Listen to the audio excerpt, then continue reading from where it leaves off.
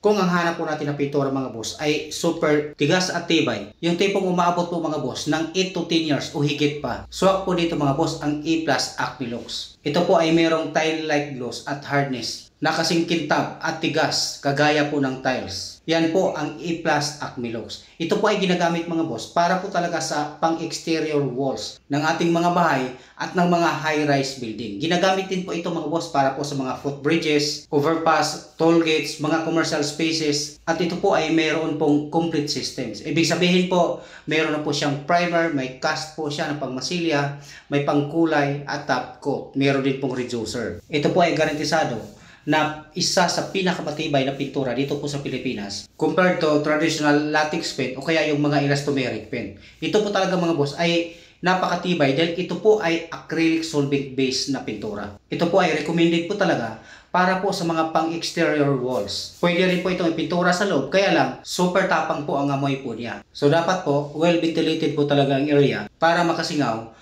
ang amoy po nito at hindi po tayo masuffocate sa sobrang baho po ng amoy nito. Pinipintura po ito mga boss, hindi lamang sa mga konkrito, kundi pwede rin po ito sa mga kahoy o yung mga plywood, pwede rin po ito sa mga metal, basta po naka-primer po siya ng maayos. At meron po itong mga boss na 56 factory colors na pwede po natin pagpilian. At kung wala po talaga sa 56 colors na yan, ang paborito po ninyong kulay, pwede po ninyong i-intermix ang mga 56 colors na yan para po makakabuo po kayo ng thousands of colors mula po sa 56 colors kung inyo po ito paghalu-haluin. Pero bago po matapos ang video na ito mga boss, baka naman pwede pong humiling sa inyo, paki-subscribe niyo po ako, i-like at i-share ang video na ito.